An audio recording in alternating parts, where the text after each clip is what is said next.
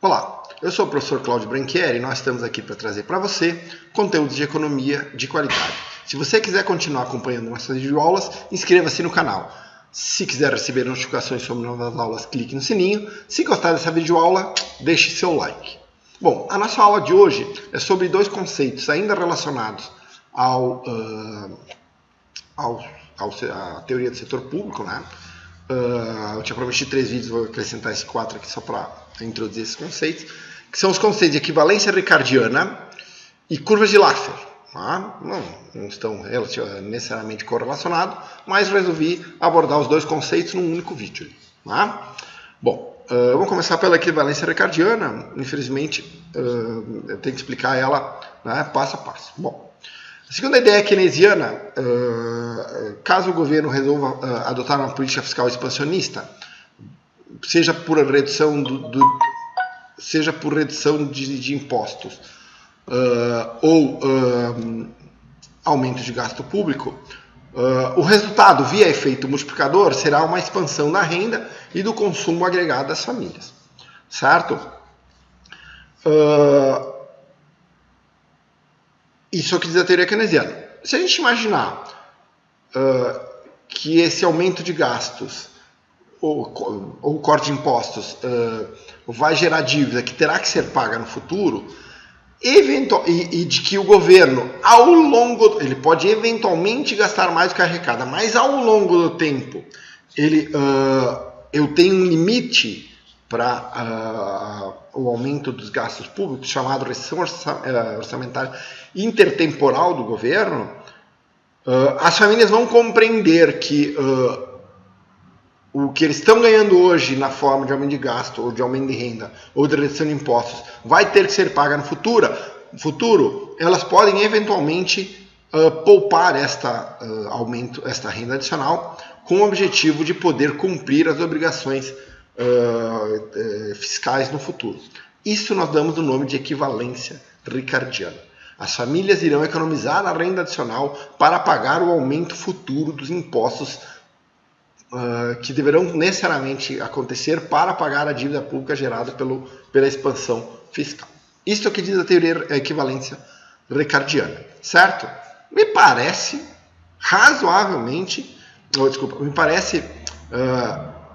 meio irreal, obviamente, essa hipótese, porque, obviamente, as famílias não têm uma preocupação de tão longo prazo. O ser humano, em geral, não se preocupa com consequências de longo prazo, não é?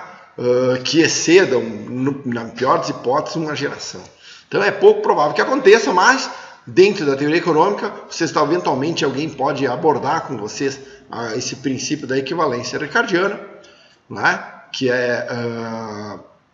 Que diz que as famílias poupam a renda adicional. Só fazendo um parênteses que eu estava deixando escapar, é o seguinte: bom, se as famílias poupam a renda adicional causada por um aumento do gasto público, não é? Então eu necessariamente não teria a expansão da renda prevista no modelo keynesiano, porque as famílias reteriam esse aumento de renda e o efeito multiplicador não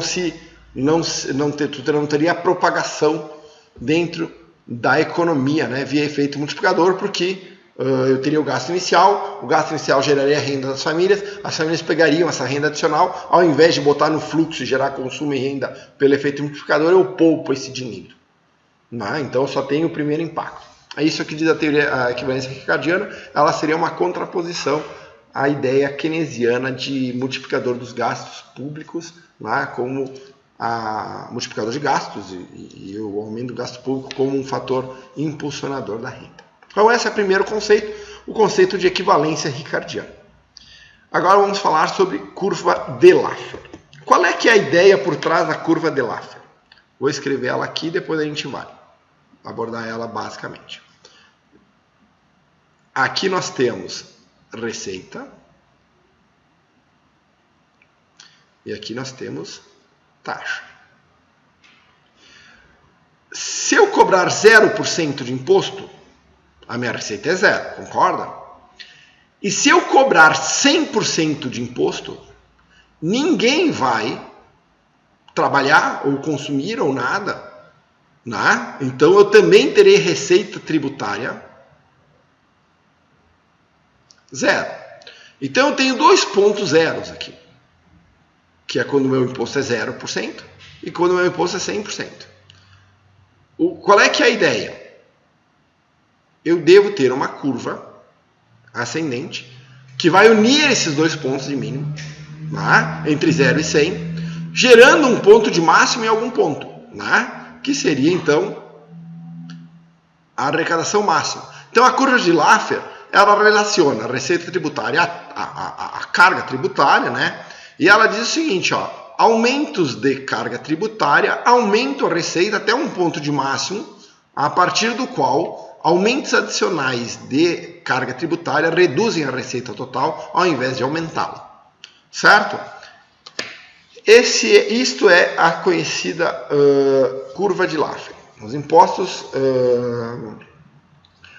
não há ainda um número de evidências empíricas suficientes para dizer que a curva de Laffer efetivamente tem paralelo com a realidade, né?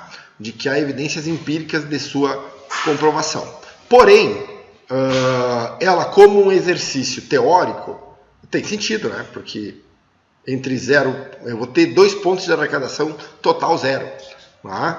E obviamente eu devo ter um ponto de máximo em algum lugar desses pontos. Se ele é 30%, 40%, 50%, 60%, ninguém sabe, ninguém tem esse cálculo, e nem Laffer deixou um cálculo para calcular eventualmente a tal da alíquota máxima, ou alíquota, vamos imaginar, a alíquota ótima de imposto, vamos dar esse nome, a alíquota que maximizaria a receita tributária.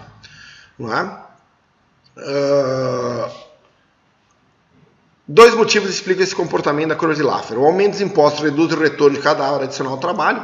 A gente já falou isso, inclusive, lá no princípio distributivo do governo, né, na função distributiva do governo, sobre como, eventualmente, aumentos de impostos diminuem o ímpeto ao trabalho, diminuindo, então, assim, a disponibilidade das pessoas de irem ao trabalho. Então, eventualmente, se eu tivesse uma carga tributária muito progressiva, por exemplo, 75%, o cara diz, não, vou trabalhar o mínimo possível.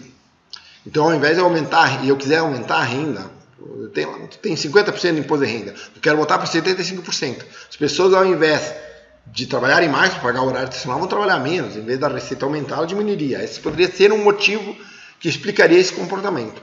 E a outra, obviamente, é o que a maioria das pessoas defende, inclusive, é de que altas taxas tributárias faz valer muito a pena a sonegação, né?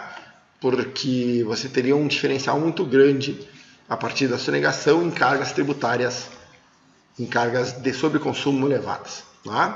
Então essas seriam as duas explicações dentro da curva de Laffer, certo? Então, equivalência ricardiana, a gente já viu. Curva de Laffer, também a gente viu aqui rapidamente, né? Espero que vocês tenham entendido, né? Espero que vocês tenham gostado também do vídeo. Foi uma aulinha curta, assim encerramos aqui a parte introdutória do governo, né, em 4 vídeos. Espero que vocês tenham gostado. Vou deixar 2 vídeos aqui sobre as teorias do setor público para vocês poderem, se vocês não tiverem oportunidade, para vocês possam assistir também. Não esqueça de se inscrever aqui no canal e até a nossa próxima videoaula.